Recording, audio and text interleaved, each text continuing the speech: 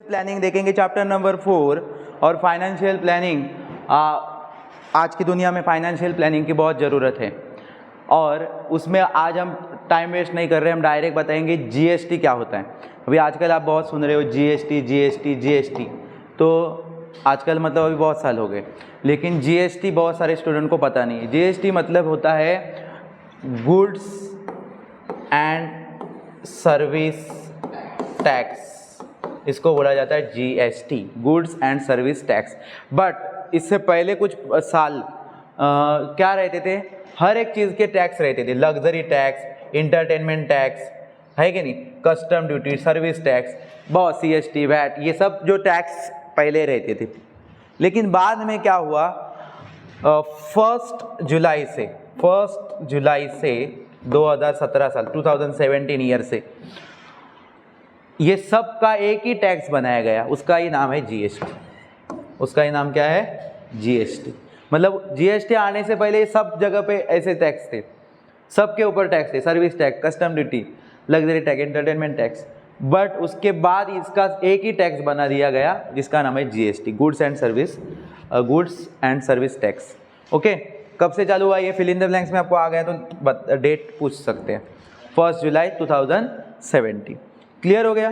तो इसमें आपको बाकी कुछ याद नहीं रखना है कि जीएसटी का फुल फॉर्म क्या है, गुड्स एंड सर्विस टैक्स, और कब से चालू हुआ, तो 1 जुलाई 2017 से। ओके, अभी हम देखेंगे कि जीएसटी का थोड़ा थोड़ा आपको नॉलेज अभी आगे आगे होगा। हाँ, यहाँ पे देखते पहले देखो कि ये जो जीएसटी जब से आया तो कौन सी चीज़ पे कितना रेट है, कितना परसेंटेज जीएसटी लगता है वो देखेंगे।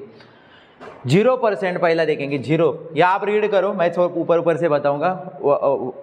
आगे आपको जब प्रैक्टिस सेट सॉल्व करने तो उसमें आपको इसकी ज़रूरत नहीं है ज़्यादा नॉलेज की, बट नॉलेज के लिए आपको ये इंपॉर्टेंट। तो 0 रेटेड, अभी किस चीज़ पे क्या जीएसटी लगता ही नहीं है, तो वो गुड्स और सर्विस, दो चीज़ों पे जीएसटी लगता है। लेकिन 0% लगने वाला गुड्स कौन कौन से, तो food grains, fruits, vegetable, milk, salt, इसके ऊपर आपको क्या नहीं देना पड़ता है, जीएसटी देना नहीं पड़ता है। इसके ऊपर आपको क्या नहीं देना पड़ता है, जीएसटी नहीं देना पड़ता है। सर्विसेज कौन से हैं, तो सर्विसेज है charitable trust activity, transport of water, या आप एक बार रीड कर लो, public library, agriculture related services, इसके ऊपर 0%। Educational and health care services, इसके ऊपर जीएसटी लगता ही नहीं। अंडरस्टैंड। लो रेटेड मतलब ये कम से कम रेट 5%। ये 5% जो बच्चों है वो LPG cylinder, T, coffee, oil, Honey, इनके ऊपर 5% जीएसटी लगता है। ठीक है। सर्विसेज मतलब जो सेवाएं हैं हमारे लिए, उसमें रेलवे ट्रांसपोर्ट पे ऊपर, बस ट्रांसपोर्ट के ऊपर, टैक्सी सर्विसेज, एयर ट्रांसपोर्ट, ये जो ट्रांसपोर्ट वाली जो भी है उसके ऊपर 5% जीएसटी लगता है। अब एक बार वो चार्ट रीड कर लो, आपको थोड़ा सा नॉलेज हो जाएगा। अंडरस्टैंड। ठीक। उसके बाद 12%, थोड़ा सा अभी जीएसटी बढ़ गया। गुड्स, बटर, घी, dry fruits, sauces, mobile phone, jam, jelly, इनके ऊपर 12% जीएसटी होता है। उसके बाद सर्विस में printing job, guest house services, जो भी है वो आप लोगों को रीड करना है। नेक्स्ट 18% जीएसटी लगता है मार्बल, परफ्यूम्स है, मेटल्स है, कंप्यूटर, प्रिंटर, मॉनिटर, सीसीटीवी, इनके ऊपर 18% जीएसटी। एक बार सिर्फ ऊपर से पढ़ रहा हूँ मैं, आप एक्चुअल में अच्छी तरह से पढ़ लोगे। सर्विसेज कौन कौन से हैं, courier services, outdoor catering, circus, drama, cinema, ये जो एग्जीबिशन वगैरह होते हैं उनमें आपको 18% जीएसटी लगता है। सबसे ज़्यादा अब यहाँ पे जीएसटी 28% बच्चों जो लगेगा मोटरसाइकिल्स के स्पेयर पार्ट्स, पान मसाला, washing machine, fridge, tobacco products, इनके ऊपर 28% क्या है, जीएसटी है। सर्विसेज में 5 स्टार होटल जो है उसमें आपको water park, theme parks, casino, race course, IPL games, इनके ऊपर क्या रखता है, ज़्यादा से ज़्यादा हाईली रेटेड 28% है जो क्या रखता है बच्चों, ये जीएसटी लगता है। उसके बाद आपको अभी जीएसटी का एक चीज़ और समझना है, जीएसटी का जो बिल कैसे बनता है, ये आपको खुद पढ़ भी सकते हो कि जीएसटी कितना लगा है, समझ में आ रहा है क्या, और कितने परसेंटेज लगा, वो आप अगर कुछ क्लियर है, नहीं तो चॉकलेट ले लोगे और बिल मंगाओगे तो बिल मिलेगा क्या, नहीं, समझ में आ रहा है क्या। तो ये ऐसी चीज़ों के ऊपर अभी कौन सा, अभी यहाँ पे एक इनवॉइस है, इनवॉइस मतलब बिल, ठीक है। अभी बिल आपको जब मिलेगा तो बिल में क्या क्या होता है, एग्जाम्पल लिया है यहाँ पे, लिसन। तो उसमें सप्लायर मतलब जिसका दुकान है उसका नाम, ठीक है। अब यहाँ पे उसका A to Z sweet mart, मतलब एक मिठाई का दुकान है, इसका नाम है A to Z, मतलब यहाँ पे आएगा दुकान का नाम, आपने देखा भी। उसके बाद नीचे एड्रेस आएगा, जीमेल आएगा, ईमेल आएगा, मोबाइल नंबर आएगा, तो ये हो गया। चलो उसके बाद ये जो होता है वो बिल का नंबर होता है, मतलब अभी सुबह से उसने जितने भी बिल फाड़े हैं, फाड़ते फाड़ते वो जो नंबर हो जाएंगे सुबह से, मतलब कितने दिनों से उसके पास एक बिल बुक रहता है, पता है ना, उसके अंदर उसके जो भी बिल जाएंगे उसका नंबर आएगा, 110, कोई आगे आए तो 111, 112, ऐसे बिल आगे आगे कंटिन्यू बढ़ता जाएगा, ठीक है। इससे पता चलता है कि कितने बिल अब तक गए हैं। और ये इम्पोर्टेंट है, ये चीज़ आप याद रख लो, ये जीएसटी ऐसे बोल सकते हो, या GSTIN ऐसे पढ़ो, ठीक है। तो ये इम्पॉर्टेंट है कि जब भी आप रजिस्ट्रेशन करते हो जीएसटी में, आप ऐसा नहीं है कि मैं जीएसटी नहीं भरूंगा तो क्या होगा, आपको भरना ही पड़ेगा, और इसके लिए आपको रजिस्ट्रेशन करना पड़ता है, बड़े बड़े जो इंडस्ट्रीज़ है उनको। सो अभी आप ये बड़ा सा शॉप है तो इसका रजिस्ट्रेशन हुआ रहेगा, तो रजिस्ट्रेशन होने के बाद उसको मिलेगा क्या, तो उसको ये पहला जो नंबर दिख रहा है आपको 2 डिजिट का 27, ये स्टेट कोड होता है। क्या होता है, स्टेट कोड। तो उससे क्या पता चलता है, उनको पता चलता है कि ये पर्सन ये शॉप कौन से कंट्री स्टेट से है। तो ये स्टेट 27 महाराष्ट्र का है, समझ में आ रहा है कि नहीं, कौन सा है, महाराष्ट्र। अलग अलग स्टेट के अलग अलग कोड है, तो उनसे उनको पता चलता है कि ये कौन से स्टेट से है या कौन से स्टेट से बिलोंग करते हैं। ओके, उसके बाद आगे के जो 10 नंबर है ये बच्चों पैन कार्ड नंबर होता है, आपका नहीं, जिसका सप्लायर का, समझ में आ रहा है क्या, जिसका दुकान है या जिसका भी कोई कंपनी है उसका, क्लियर है। तो वो हो गया पैन कार्ड नंबर 10 डिजिट का, understand. First 2 digit is state code, आगे के 10 डिजिट है पैन कार्ड नंबर। और ये वन जो रहता है 1, ये बच्चों रहता है कि उस सप्लायर के नाम पे कितने कंपनी या कितने प्रॉपर्टी रजिस्टर है। अब ये एक शॉप है तो 1 आ गया, और ज़्यादा शॉप रहते किसी के, है कि नहीं, तो 2 3 4 वो वहाँ पे आ सकता है, क्लियर, समझ में। सो वो 1 जितने होंगे वैसे तो आगे बढ़ेगा नंबर, ठीक है। तो उससे पता चलता है कि इस पर्सन के ऊपर और कितने रजिस्ट्रेशन है जीएसटी में, ओके। और ये जेड जो रहता है, जेड ये बाय डिफ़ॉल्ट रहता है, मतलब हर एक को जब रजिस्ट्रेशन करेगा तो ये उसके जीएसटी नंबर में उसका जेड हर एक के रहेगा, वो बाय डिफ़ॉल्ट ही रहता है, अंडरस्टैंड। और ये लास्ट वाला जो है वो चेक करने के लिए वो यूज़ करते हैं, तो वो जाने दो, इतना आपको समझ में आया, ठीक है। उसके बाद ये इनवॉइस डेट, जिस दिन भी बिल मिलेगा उस दिन का डेट रहेगा, वो चेंज होते रहेगा जैसे ही आप जो दिन जाओगे बिल लेने उस दिन। उसके बाद आप देखोगे तो ये सारा बिल, अभी बिल में आपको ये जो कोड होता है, ये प्रोडक्ट का उनके कोड होता है, वो खुद ही जो शॉप है वो डिसाइड करते हैं। अभी हम लोग वहाँ पे वो पेड़े को कुछ कोड दे रहे, चॉकलेट को कुछ कोड है उनके नाम से, समझ में आ रहा है, उनकी कोडिंग है वो, ओके। तो मतलब जैसे कि किस चीज़ को नाम रखना, तो उन्होंने कोडिंग करके रखी उसके लिए, पेड़े का कोड है, आइसक्रीम का अलग कोड, ब्रेड का अलग कोड, बटर का अलग कोड, उससे लेना देना नहीं, हमें इधर रेट के लिए लेना देना है और कितना टोटल हमें देना पड़ेगा उसके ऊपर। सो अभी यहाँ पे देखो रेट क्या है, पेड़े है अभी 400 पर kg, मतलब 1 kg का 400 रुपीज़ है। अभी तुम लोग लोगे 2 kg और 400 दोगे तो क्या चलेगा, क्या नहीं। अब 2 kg दोगे तो आपको रेट भी बढ़ेगा, समझ में आ रहा है कि 1 kg का अगर 400 तो 2 kg लोगे तो 800 हो जाएगा, समझ में। लेकिन अभी यहाँ पे देखो तो 500 ग्राम लिया है, मतलब आधा किलो लिया है पेड़ा, ठीक है। तो इसलिए आपको यहाँ पे अमाउंट दिख रही है 200, ये 200 टैक्सेबल अमाउंट बोलते हैं, मतलब इसके ऊपर अभी तक टैक्स नहीं लगा है, उसको टैक्सेबल अमाउंट बोलते हैं, ठीक है, ये टैक्सेबल। लेकिन जब एक्चुअल में दुकानदार को आप जब पैसे देने वाले हो तो वो 200 सिर्फ टैक्सेबल अमाउंट है, आपको उसके ऊपर टैक्स देना पड़ेगा, वो देके यहाँ पे आपको फाइनली 210 रुपीज़ दिख रहे होंगे, मतलब 10 रुपये एक्स्ट्रा लगे। वो क्या है, 10 रुपये 10 रुपीज़ GST लगा हुआ है। मतलब आपको समझ में आया, टैक्सेबल अमाउंट मतलब जिसके ऊपर GST लगा नहीं है अभी तक, वो होता है टैक्सेबल अमाउंट। और फाइनली जब GST लग जाता है तो उसको बोलते हैं टोटल अमाउंट। अंडरस्टैंड? सो ये क्लियर हो गया होगा। अब ये देखो GST का रेट अभी वहाँ पे सब बिल में अपने आप अभी कंप्यूटराइज किया गया है, तो वहाँ पे अपने आप हो जाता है कि कितना परसेंटेज GST लगता है पेड़े के ऊपर, मिठाई के ऊपर। तो देखो टोटल 5% आपको दोनों जगह पे दिख रहा है। और फिर ये 2.5 क्या किया है, तो आप अभी बोलोगे कि सर ये GST जाता किसको है? ये जो दुकानदार GST लेता है या कहीं पे भी हम लोग ले रहे चीज़ के ऊपर GST लगता है, वो GST जाता है गवर्नमेंट। किसको जाता है बच्चों? गवर्नमेंट को जाता है। लेकिन गवर्नमेंट में भी दो गवर्नमेंट को जाता है, एक होता है स्टेट गवर्नमेंट। कौन सा गवर्नमेंट? स्टेट। तो उसको ये ऐसा दिख रहा है आपको, यस मीन्स स्टेट। ओके, आया ध्यान में? आगे तो GST आपको पता है, गुड सर्विस टैक्स, ठीक है, स्टेट। और दूसरा जाता है सेंट्रल। सेंट्रल समझ में आ रहा है क्या?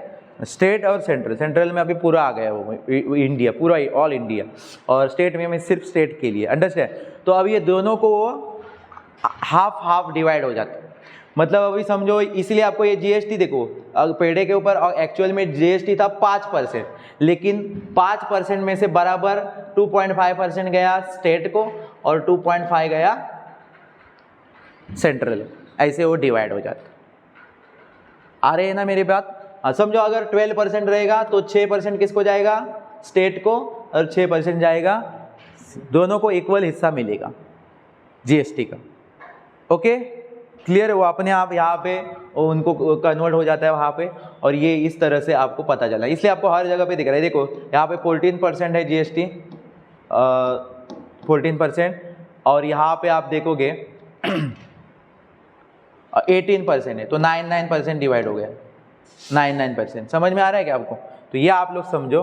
तो इस तरह से हम क्या करेंगे, आगे के कुछ क्वेश्चन हम सॉल्व करेंगे। बहुत ईजी है पहले कुछ क्वेश्चंस। अभी आपने क्या क्या देखा? गुड्स, GST का फुल फॉर्म क्या है? Good service tax. ओके, ये समझा। उसके बाद ये GST लगा कब से? तो 2017 से चालू हो गया। उससे पहले सारे टैक्स दिए जाते थे, वो सारे टैक्स को मिला के GST बना दिया।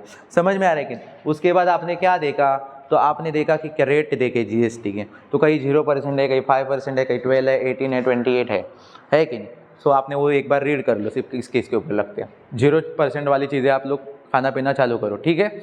और उसके बाद आपने अभी एक बिल देखा कि GST कैसे वहाँ पे बिल में शो हो जाएगा, है कि नहीं? तो एक रजिस्ट्रेशन नंबर होता है GST पोर्टल के ऊपर, तो इससे उनको पता चलता है वो किससे रजिस्टर है कि नहीं, और कौन से स्टेट का है, उसका पैन कार्ड नंबर क्या है, वो तो पर्सन सब बराबर टैक्स लेती है, ठीक है? उसके बाद आपको देखना है ऊपर actual question.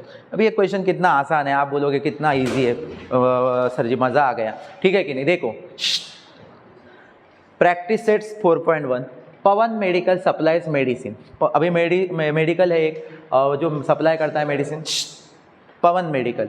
On some medicine the rate of GST, simple आप ओरली भी आंसर दो। GST का रेट है 12%, GST is 12%, so then what is the rate of CGST and SGST? दोनों को डिवाइड होता है, मैंने पहले ही बताया। जो भी रेट होगा स्टेट गवर्नमेंट को जाएगा और जाएगा सेंट्रल गवर्नमेंट को, इक्वल डिवाइड होके। समझ में आ? अब ये 12 है, तो दोनों में कौन, दोनों के लिए किसका कितना कितना मिलेगा? 6। तो आपको सिंपल सा काम करना है, पहले जो GST का रेट दिया है वो लिखने का, कॉपी करके।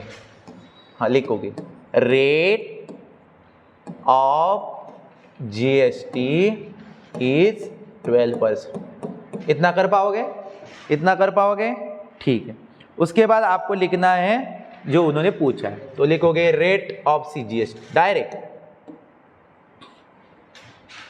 हाँ, rate of CGST is 6% and rate of SGST वो भी कितना रहेगा बच्चों 6%। समझ में आया, वो भी रहेगा 6%।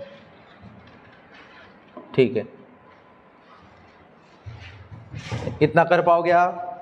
ठीक।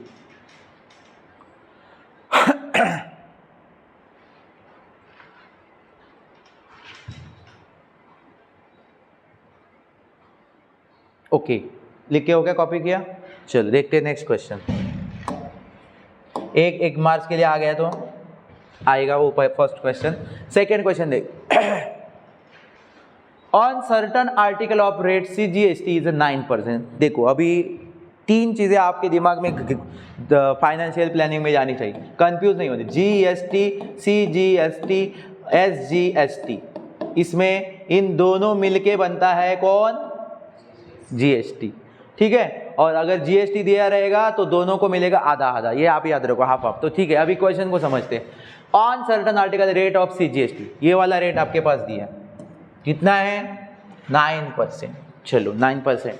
Then what is the rate of SGST, इसका रेट क्या होता है? पता ही है तुरंत क्या है, क्योंकि आपको पता है SGST और SGST, CGST और SGST मतलब सेंट्रल और स्टेट दोनों का जो GST रेट रहेगा वो क्या रहेगा? सेम। मतलब अगर ये 9 है तो ये भी क्या रहेगा? 9। तो फिर मुझे GST क्या होगा बताओ? 18। कितना सिंपल है, क्योंकि उन दोनों को प्लस GST होता है कि नहीं? सो हम देखते हैं क्या क्या पूछा है। तो SGST पूछा है, मतलब स्टेट पूछा है, तो चलो हमारा काम हो गया, 9 डायरेक्ट लिख सकते हैं हम। लेकिन लास्ट में पूछा है what is the rate of GST, मतलब इन पता चल गया ही होगा कि आपको इनका प्लस करने के बाद आपको क्या मिलता है? GST मिलता है। सो लिखने का तरीका कैसे होगा देखते हैं। पहले दिया है वो लिख दो, रेट ऑफ CGST लिख दो, रेट of CGST is 9%। कितना कर पाओगे? कर पाओगे? ठीक है, बट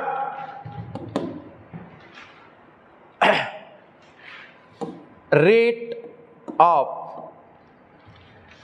SGST और रेट ऑफ CGST क्या रहते हैं? क्या रहते हैं? इक्वल रहते हैं। क्या रहते हैं? इक्वल रहते। तो ये साइन डालना है, इक्वल रहते हैं। सो इसी के कारण ही जो आपने पूछा है रेट ऑफ SGST वो क्या रहेगा? रेट ऑफ जो आपने स्टेट गवर्नमेंट का पूछा है सेंट्रल गवर्नमेंट का देके, तो वो क्या रहेगा? 9% ही रहेगा, क्योंकि स्टेट गवर्नमेंट का और सेंट्रल गवर्नमेंट का जो भी GST रहेगा वो सेम रहता है, इसलिए। तो आप ना इस तरह, मतलब आपका पहला क्लियर होगा, इसको पेंसिल से हाईलाइट करने का। ठीक है, क्लियर है? ठीक है, चलो नेक्स्ट। आगे क्या पूछा था? What is the rate of GST, what is the rate of GST। तो लिखोगे रेट ऑफ GST, ये निकालने बोला था, रेट ऑफ GST। अभी क्या बताओगे रेट ऑफ GST क्या होता है? इन दोनों GST का मतलब सेंट्रल और स्टेट का इनका प्लस रहता है। क्या रहता है? प्लस। तो यहाँ पे लिखोगे rate of CGST plus rate of SGST। कितना सिंपल। ठीक है, इनके दोनों के रेट अभी आपके पास है 9%, 9%। टोटल कितना परसेंट हो गया? प्लस करके 18%। ये ओरली आंसर देने के क्वेश्चन है, लेकिन हमें प्रोसेस लिखनी पड़ेगी। ठीक है, सो यहाँ पे लिखोगे rate of GST is equal to 18%। Clear? किसी को डाउट है इस क्वेश्चन में? ठीक है, क्लियर हो गया? ठीक है, चलो इतना आप कर पाओगे। ठीक है, नेक्स्ट क्वेश्चन देखें। ठीक, आप ध्यान में रखना कि स्टेट और CGST सेंट्रल का जो ये रहेगा वो सेम रहेगा, इक्वल रहेगा। ठीक है, नेक्स्ट क्वेश्चन।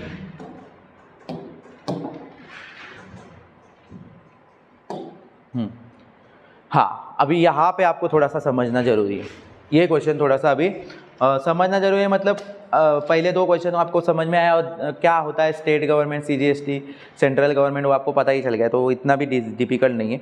आपको क्या करना है, mister real paint sold 2 tins of लश्यर।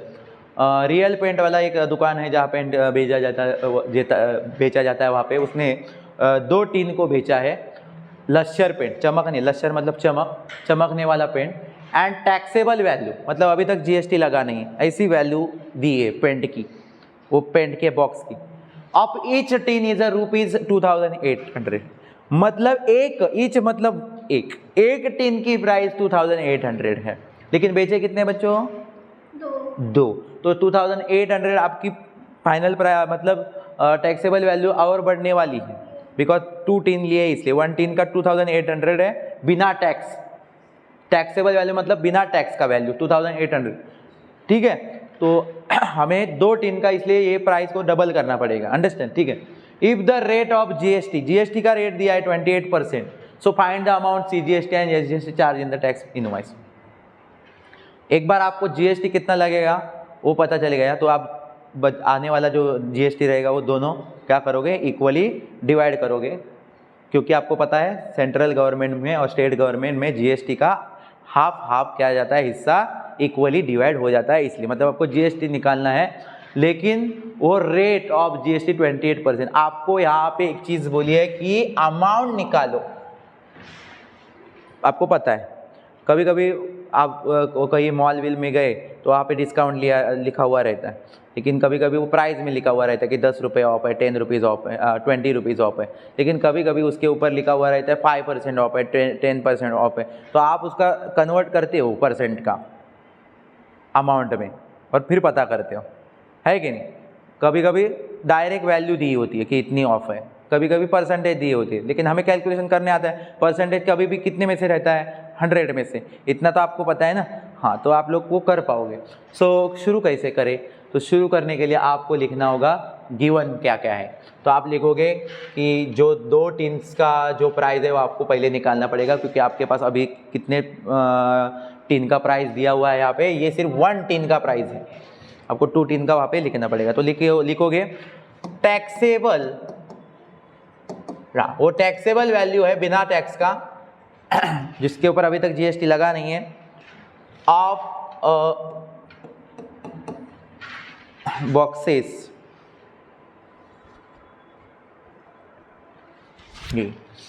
कितने बॉक्स लिए थे बच्चा? 2, और एक बॉक्स की कितनी प्राइस है? बॉक्स या टीन लिखोगे तो भी चलेगा, 5600। चलो, क्योंकि मल्टीप्लाई किएगा 28 टू द 56 और आगे के 2 जीरो लगाओगे तो 5600 मिल जाएगा।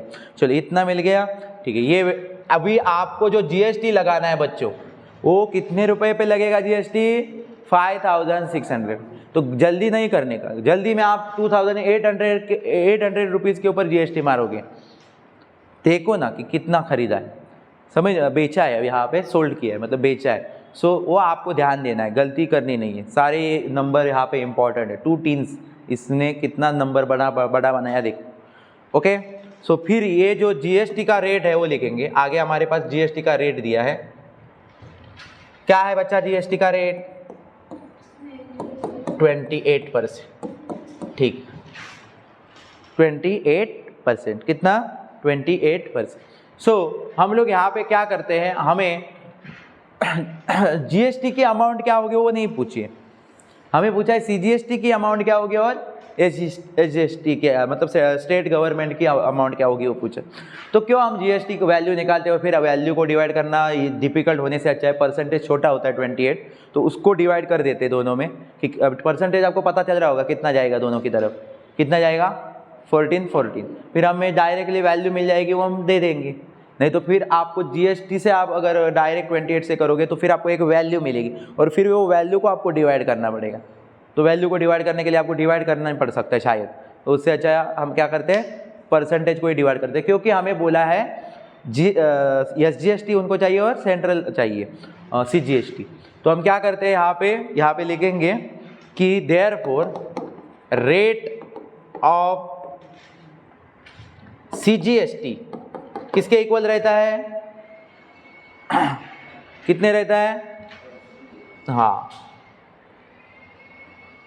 नहीं तो ऐसा लिख दो, rate of SGST is 14% and rate of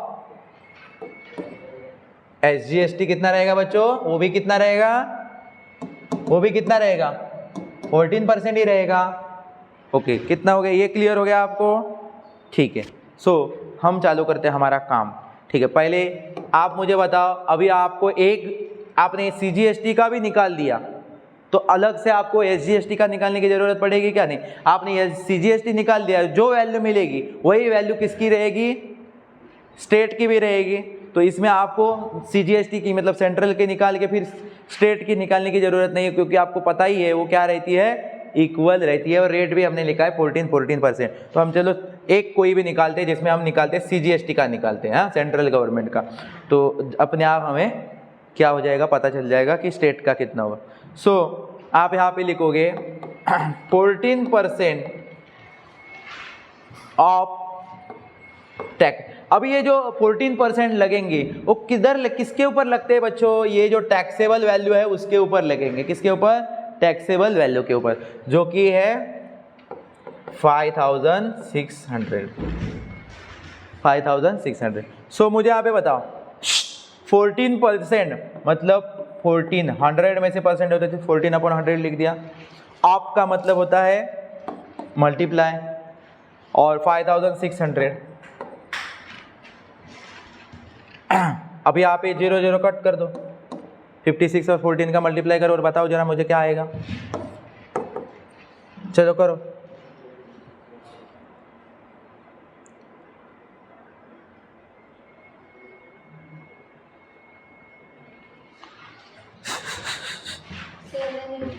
₹784 इतना रेट लगेगा। मतलब अमाउंट इतनी आपकी परसेंटेज के हिसाब से इतनी अमाउंट आपको एक्स्ट्रा देनी पड़ने वाली। समझ में आ रहा है ये? लेकिन ये सिर्फ एक टैक्स जाएगा। अभी आपको पता ही है कि अगर SGCG सेंट्रल गवर्नमेंट टैक्स 784 है तो इतना ही 784 किसको जाने वाला है? स्टेट गवर्नमेंट को भी जाने वाला है। इसलिए लास्ट में आपको लिखो, क्योंकि आपको पूछा है कि इस CGST का भी क्या होगा और SGST का भी क्या पता होगा।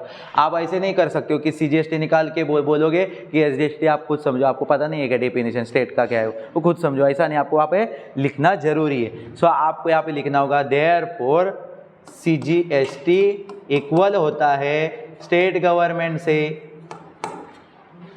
सो आप लिखोगे, क्या लिखोगे यहाँ पे कि अमाउंट लिख दोगे। कितनी होगी अमाउंट? 784 रुपीज 784 इतना लिख दो। ठीक है, हाँ, लास्ट में चाहिए तो आप और एक सेंटेंस बढ़ा सकते हो। The amount of CGST is 784 and SGST is charge in the tax invoice, जो भी क्या होगा 784। ठीक है,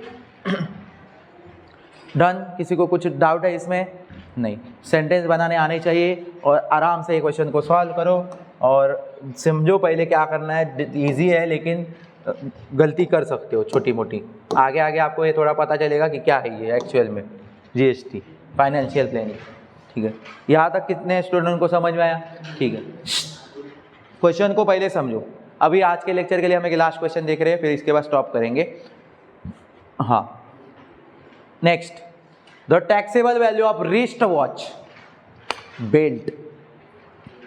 हाथ के अंदर, हाथ की घड़ी पता है? ठीक है, तो उसका बेल्ट, उस घड़ी का बेल्ट बोल रहे हैं। घड़ी है ही नहीं, सिर्फ किसकी बात हो रही है? बेल्ट की। अभी ये बेल्ट है 586 रुपीज़ का, और अब ये टैक्सेबल वैल्यू है, मतलब ये 586, इसमें GST इंक्लूड है ही नहीं, विदाउट GST वैल्यू है वो। GST लगने वाला है 18%। कितना लगेगा? 18%, क्योंकि ये उसमें आता है 18% वाले रेट में आता है। So then what is the price of the belt for the customer? फिर कस्टमर को वो बेल्ट की प्राइस कितने में होगी टोटल? कितना सिंपल सा है, 586 रुपये तो कस्टमर को देने ही पड़ेंगे टैक्सेबल वैल्यू, और एक्स्ट्रा में उसको GST देना पड़ेगा 18%। वो 18% से क्या अमाउंट होती है वो आपको परसेंटेज अभी निकालने सीख गए हो। आप क्या करोगे? 18/100 इंटू टैक्सेबल वैल्यू लोगे और परसेंटेज मारोगे, और परसेंटेज मार के एक वैल्यू मिलेगी, तो वैल्यू और टैक्सेबल वैल्यू दोनों कस्टमर को देने पड़ेंगे। तो आप क्या कर लोगे? वो दोनों वैल्यू को प्लस करोगे। क्या करोगे? प्लस। तो आपको फाइनली वो पता चल जाता है। तो शुरुआत कैसे करोगे? Taxable value of wrist watch, ये देखो इधर से कॉपी मारो, चलो लिख दो taxable value of a wrist watch belt is ₹586 कर पाओगे? ठीक है, इतना कर पाओगे? ठीक है, रेट मारो, रेट कितना है? रेट ऑफ GST कितना है बेटा? इज 18%। 18% कितना है? 18%। ठीक है, तो ये हमें GST निकालना है। हमें यहाँ पे ऐसा कोई बोला नहीं है क्वेश्चन में कि CGST को कितना जाएगा और SGST को कितना जाएगा, ऐसा पूछा है क्या? नहीं, सीधा GST मारो। ठीक है, तो क्या GST लिखोगे और फिर शुरू करोगे। GST किसके कौन से वैल्यू पे लगता है बच्चों? 18% लगने वाला है। ऑफ किधर, कौन से वैल्यू पे लगता है GST? जो भी टैक्सेबल वैल्यू होगी उसके ऊपर। क्या है वो टैक्सेबल वैल्यू? 586 लिखना। अभी सॉल्व कैसे करते हैं समय? 18%, तो 18/100। क्लियर? ठीक है, ऑफ मतलब मल्टीप्लाई। ठीक है, उसके बाद 586 को लोगे। अब ये सीधा के सीधा 18 और 586 का मल्टीप्लाई कर लो। चलो जल्दी, सीधा 586 और 18 का मल्टीप्लाई करो, नीचे 100 का कैंसिलेशन करते मत बैठना। फिर मैं बताता हूँ आपको क्या करना है। बताओ मुझे क्या आएगा।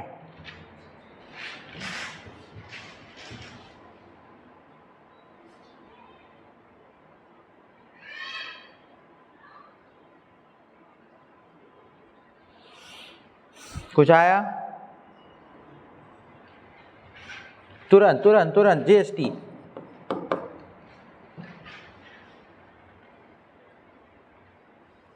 इतना मारोगे तो कंपनी डुबा दोगे। बताओ जल्दी। 10,548। हाँ, 10,548। चलो, अभी ये आ गया, नीचे आ गया 100 आया होगा। नीचे 100 का वैसे ही रहने वाला है, लेकिन 100 मतलब आपको डिवाइड करते नहीं बैठना है। क्या करना है? 2 डेसिमल पॉइंट पीछे आना है। जितने 0 100 के ऊपर है उतने पीछे आके डेसिमल पॉइंट डालने का।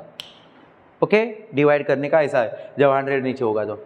सो GST आपको फाइनली मिल जाएगा 10548। लिखने का 2 0 है, इसलिए 2 नंबर पीछे आके डेसिमल पॉइंट। ये देखो यहाँ पे डाल दिया मैंने डेसिमल पॉइंट, आया। मतलब कितना वैल्यू आया? GST कितना बैठने वाला है? 105.48 पैसे भी लेंगे, 48 पैसे। अंडरस्टैंड? ठीक है, एनी डाउट? नहीं। ये सिर्फ 105 लेके 586 का घड़ी लेके घर जाएगा क्या? नहीं। क्या देना पड़ेगा? ये तो उसको GST देना है और वो 586 तो देना ही है। समझ में आ रहा है क्या? नहीं तो GST लो और हमें घर जाने दो, ऐसा होगा क्या? नहीं। तो आपको बोला तो क्या है कि पूरा टोटल प्राइस क्या होगा बेल्ट का, वो कस्टमर को देना है, वो बताओ। तो आपको इसकी मतलब आगे भी करना है। तो आप लिखोगे amount paid by customer, amount paid by customer, customer को जो अमाउंट देना है वो कैसे निकलेगा? Taxable value of taxable value देनी पड़ेगी। टैक्सेबल वैल्यू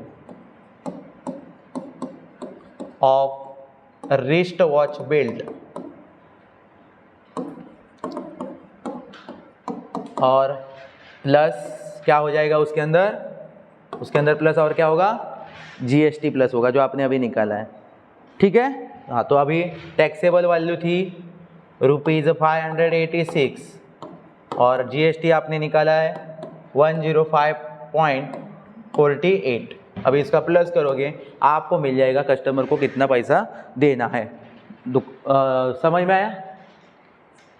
घड़ी वाले दुकानदार को। ठीक है, कितना देना है देखो। डेसिमल पॉइंट का प्लस करना है तो डरो मत।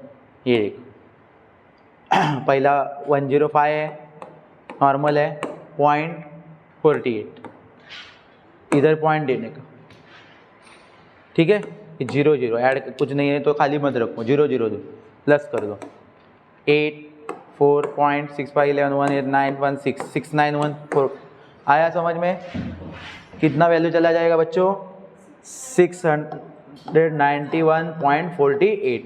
ये लास्ट में लिख दो 691.48 is price of the belt for the customer. ठीक है, ये अपना फाइनल कर दो। कितने स्टूडेंट को ये समझ में आया? ठीक है, वेरी क्लियर।